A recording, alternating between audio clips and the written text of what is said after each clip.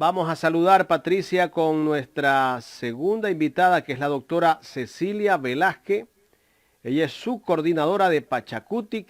Con ella vamos a hablar sobre el regreso de Ecuador al CIADI y algunos otros temas más de interés general. ¿Cómo está, doctora? Un gusto saludarla. A los tiempos. Bienvenida. Buenos días, qué gusto. Sí, en realidad a los tiempos pan de pincho. Espero que se encuentren muy bien de salud y a cuidarse, ¿ah? Gracias, doctora. Igualmente. Hay que seguirse cuidando porque la pandemia continúa.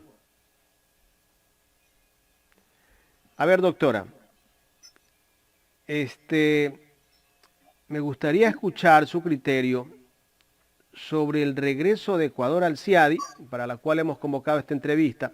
¿Cuál es la posición del movimiento Pachakutik? ¿Cuál es el criterio de una de las personas que también es parte de ese movimiento y es la subcoordinadora del movimiento? Bueno, nosotros desde el punto de vista más político, creo que el Ecuador tiene que estar en las instancias que tiene que estar.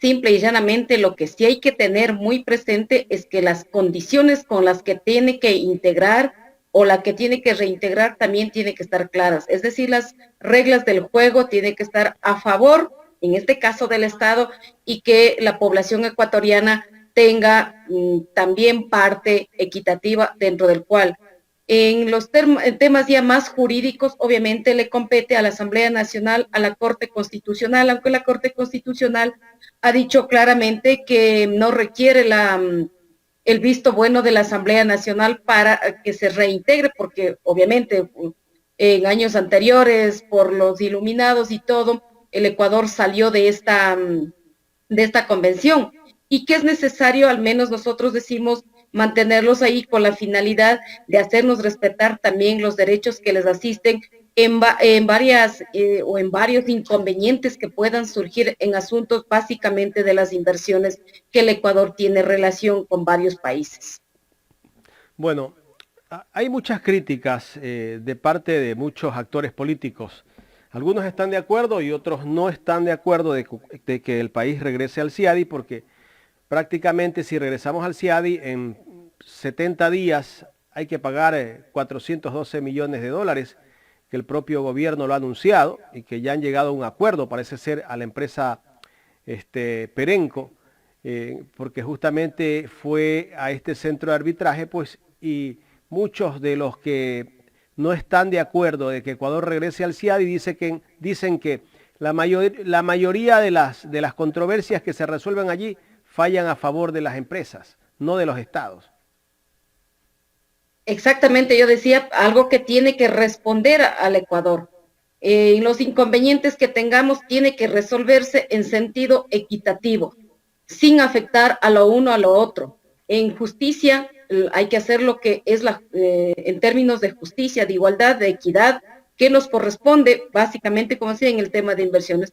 En esto de Perenco, por ejemplo, si hay tanta multa que pagar, o sea, en ese sentido específico simplemente no corresponde, pero no hay que analizar solamente en una sola vía o en un solo inconveniente que ha tenido el Ecuador, sino en el contexto general, en un contexto marco, ¿no es cierto?, de que se pueda resolver.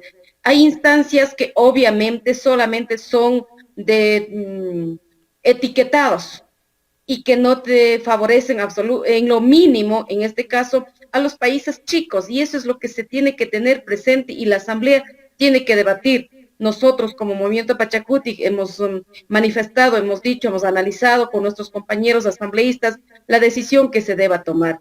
Por supuesto que la Asamblea tiene que hacer un análisis muy minucioso y cuáles son las ventajas del retorno del Ecuador al CIADI. Si hay ventajas en igualdad de condiciones de manera equitativa, bienvenidos. En caso de que esto sea perjudicado, por supuesto que recibirán la negativa y no tendrán el apoyo, al menos, del movimiento Pachakutik a través de su bloque de los 25 compañeros asambleístas. ¿Usted comparte la idea de que esto no tenga que pasar por la Asamblea, sino que sea directamente como lo ha dicho la Corte Constitucional? Debería analizar la Asamblea, debe analizar la Asamblea y así lo hemos dicho, no solamente el criterio de la Corte Constitucional, pero si la Corte Constitucional cree que tiene la razón, que asuma las responsabilidades.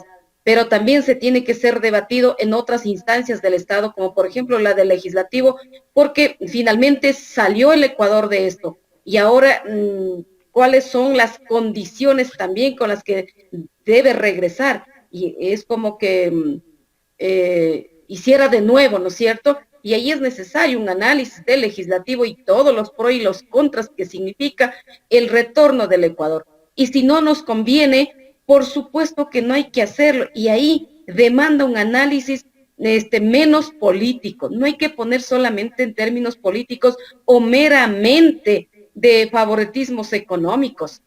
Hay que analizar desde el punto de vista social, jurídico, económico y por supuesto ambiental, siempre tomando en cuenta el tema del equilibrio y las ventajas que va a recibir, en este caso el Ecuador, en estos sistemas de arbitraje. Por supuesto. Bueno, el gobierno ha dicho y muchos empresarios están de acuerdo, los representantes de los gremios empresariales también comparten esta idea de que el país haya vuelto al CIADI, que de alguna manera esto podría abrir la posibilidad de que venga más inversión extranjera al país, que es lo que requiere el Ecuador para que entren dólares frescos, ¿no? Esperemos que así sea, que en realidad si se ha firmado esto, en poco tiempo pues el gobierno pueda traer esa inversión extranjera. Y pregunto yo, ¿por qué el gobierno no empieza a traer esos 30.000 millones de dólares de un sector de empresarios que tienen en paraísos fiscales esos recursos en este momento que justamente el país requiere recursos frescos para que se reactive la economía y el trabajo? Justamente ahí está la contradicción y está en manos del gobierno definitivamente a que obviamente hay que tener la seguridad jurídica, el bienestar en el país y de hecho creo que en eso las encuestas nos dicen que estamos por encima del 60%. Hay una seguridad, por supuesto que sí, y ahí estamos aportando todos quienes hacemos el Estado ecuatoriano y no solamente el gobierno. De los empresarios, obviamente que no quieren traer sus recursos. ¿Por qué no quieren traer? Uno de los argumentos es que no hay seguridad jurídica, pues ahora tenemos la seguridad jurídica. El costo que deben asumir o el Ecuador que debe asumir para pagar esto, yo voy a poner entre comillas, la multa, ¿no es cierto? O las pérdidas, ¿por qué no los hacen desde los empresarios? Porque si les conviene a que regrese el Ecuador al CIADI, pues asumamos todos esa responsabilidad y especialmente los señores empresarios y aquellos que no quieren retornar con sus recursos al Ecuador. Pues si somos tan ecuatorianos y hemos tenido la bondad y la valentía de hacer esos capitales con el sudor de los ecuatorianos y que la mano de obra de los ecuatorianos en el 90% han aportado para esa bonanza, pues también creo que es muy recíproco, justo y necesario de que regresen esos retornos y sean la dinámica económica nos ayude a salir en esta crisis, no solamente económica, sino también de esta crisis de salud. Eso de las inversiones extranjeras, siempre se nos dicen que van a traer inversiones extranjeras y que necesitan la seguridad jurídica, etcétera. Pero hasta este momento no vemos una inversión o que hayan venido dineros extranjeros de manera contundente y además de manera gratuita. Que han venido, han sido que tenemos que pagar, sean cuotas, lo que sea, pero hay que devolvérselos en años posteriores. Correcto. Vamos con otro tema, doctora. La posición del movimiento Pachacuti con el bloque del gobierno, ¿sigue sólida esa alianza o esa unidad que han tenido en la Asamblea? No hay un bloque sólido con el oficialismo. Nosotros tenemos un bloque sólido con la izquierda democrática porque tenemos un acuerdo y una alianza programática en términos legislativos y eso lo vamos a continuar y lo vamos a sostener porque así requiere el país y creo que es la manera más responsable de responder a esas aspiraciones de los ecuatorianos. En las últimas elecciones está claro el pedido de la población de que necesitamos reconstruir la institucionalidad del legislativo, de que haya una verdadera legislación y una verdadera fiscalización. En ese sentido, los acuerdos programáticos seguirán. Con el oficialismo, por supuesto que hay muchas coincidencias en términos legislativos, de armar la agenda legislativa, de tocar una u otro juicio político, o de priorizar una u otra ley, el de conformar las comisiones, etcétera. En eso tenemos acuerdos y evidentemente las 5 bancadas que conforman la Asamblea Nacional tenemos que o tienen que tener un acuerdo mínimo en función del Ecuador, porque no se refiere a los nuevos asambleístas de responder únicamente a su movimiento o partido político, a un grupo de amigos, no. Lo que se requiere aquí en realidad es que el legislativo tenga esa visión amplia, plural, incluyente, que consulte y socialice las distintas reformas o proyectos de ley. El gobierno ha anunciado que va a privatizar algunas empresas del Estado, como el caso del Banco del Pacífico, CNT, se va a concesionar carreteras. ¿Cuál sería la posición de Pachakutik frente a este anuncio que ha hecho el gobierno nacional? Completamente claro nosotros, no es una lucha de ahora o una lucha de 5 años, es una lucha de décadas y el pueblo ecuatoriano lo sabe. Con nosotros no van las privatizaciones, nosotros protegemos el patrimonio de los ecuatorianos, nosotros protegemos los derechos de todos quienes hacemos el Ecuador.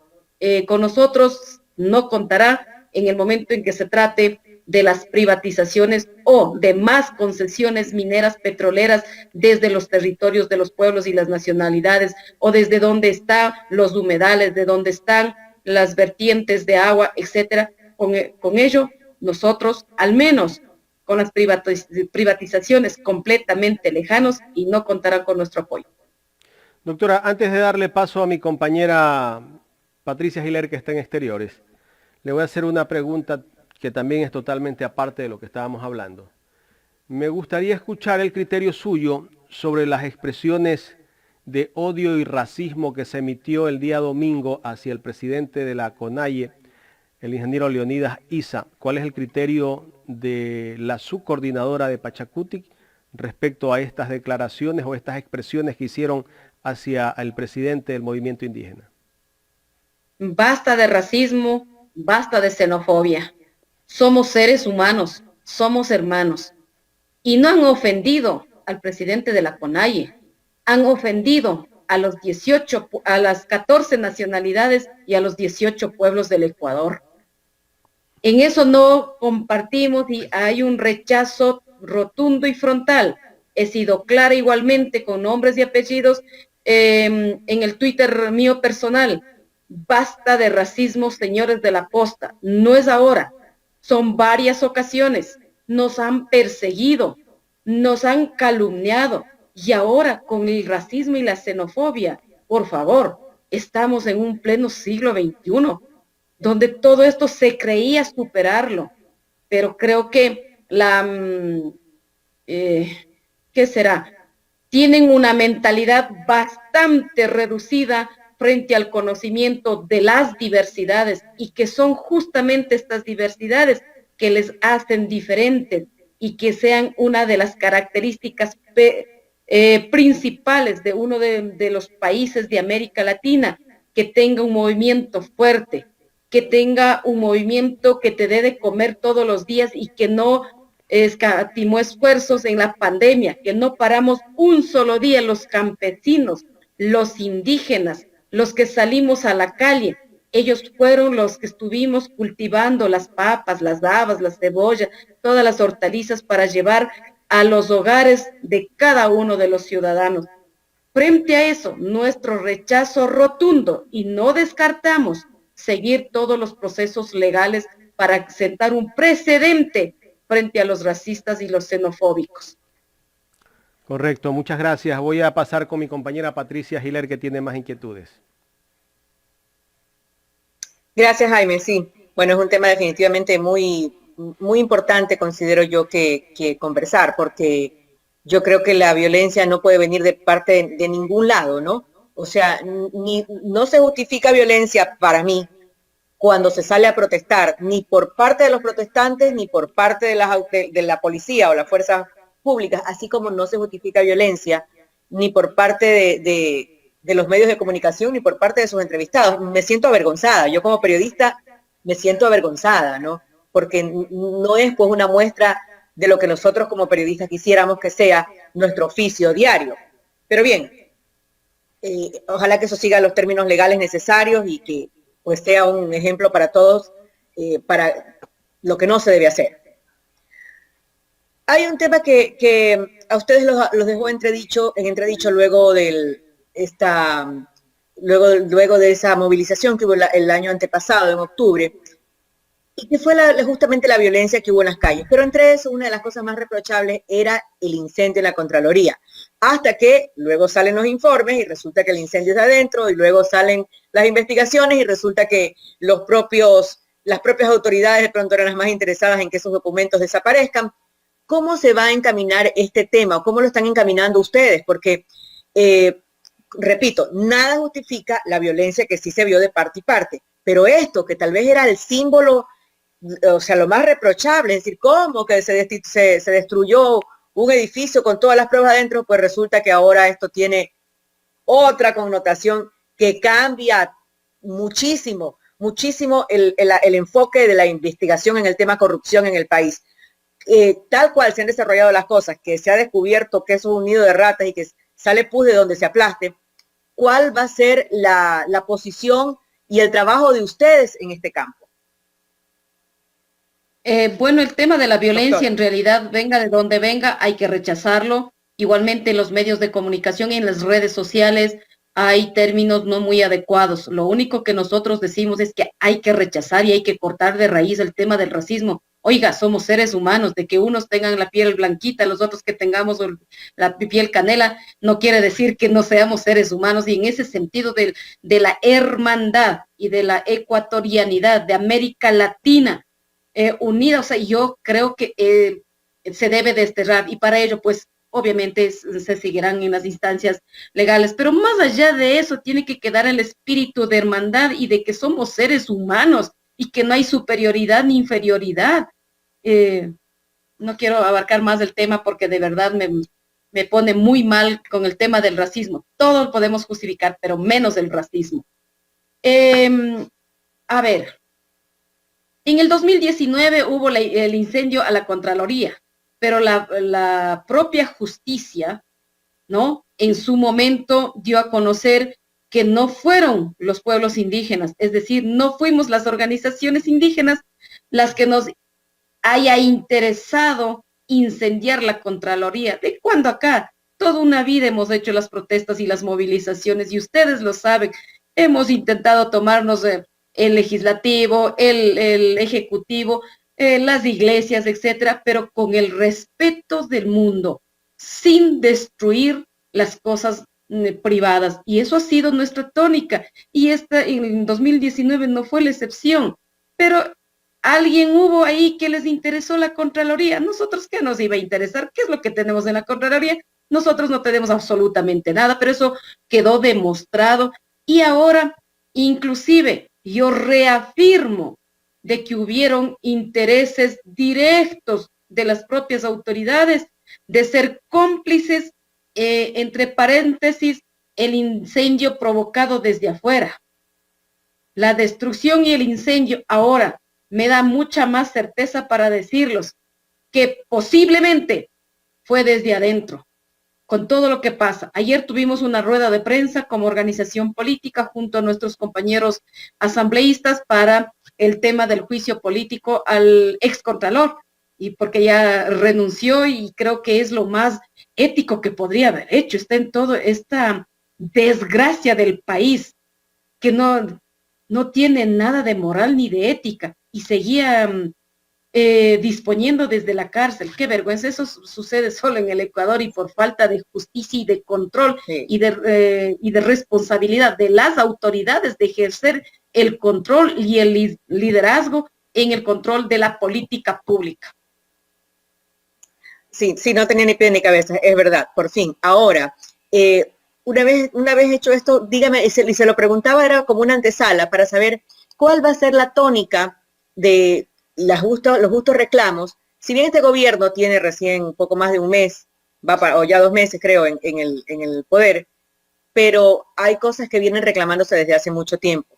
¿Cuál va a ser la tónica? Porque se ha hablado de movilizaciones, se ha hablado de plantones, se ha hablado de marchas, ¿cuál va a ser la tónica justamente de esos reclamos?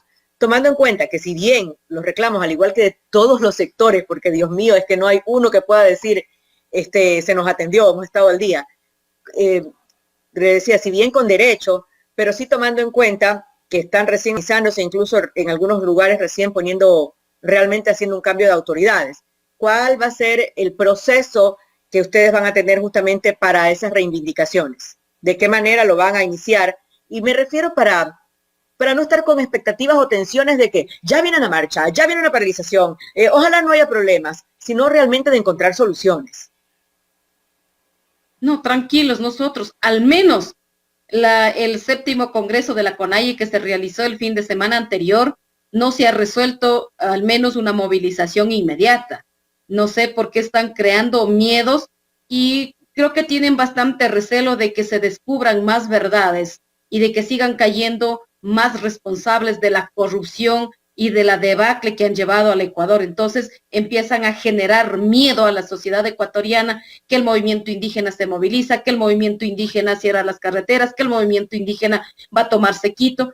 Por el momento no tenemos ninguna resolución, al menos emitidas desde nuestros compañeros dirigentes, porque cada uno de los espacios de las organizaciones toman las decisiones y nosotros como adherentes del Pachacuti, como dirigentes del Pachacuti y como pertenecientes a una comunidad y a una organización tenemos que actuar, pero hasta el momento no tenemos ninguna decisión y lo que es más, que el Congreso último no ha resuelto una movilización inmediata, por un lado. Por el otro lado, es que tenemos que ver y tenemos que permitir que pongan la casa en orden. Todo el desastre de los 14 años, y no es que esté defendiendo a este gobierno para nada, nosotros somos de izquierda, obviamente de la izquierda, de la tercera vía, de la comunitaria, del respeto, de antipatriarcalismo, etcétera, a esa izquierda nos debemos, pero que no estamos defendiendo, decía este gobierno, pero tienen que poner la casa en orden de los 14 años que ha estado destartalado y para ello va a tener su tiempo. Y en ese tiempo, por supuesto que también tiene que haber una reflexión desde el Ejecutivo. El tema de la liberación del precio de los combustibles es el momento que hay que parar. ¿Quién están afectando en este momento esa liberación de los precios de los combustibles?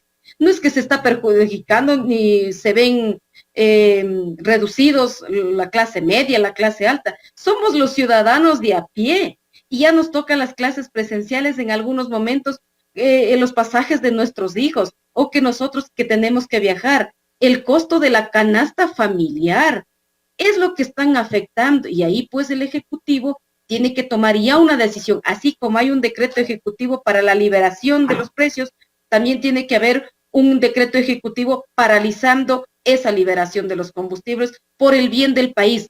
En esta crisis económica y la crisis de salud en la que está viviendo el Ecuador ya no da más.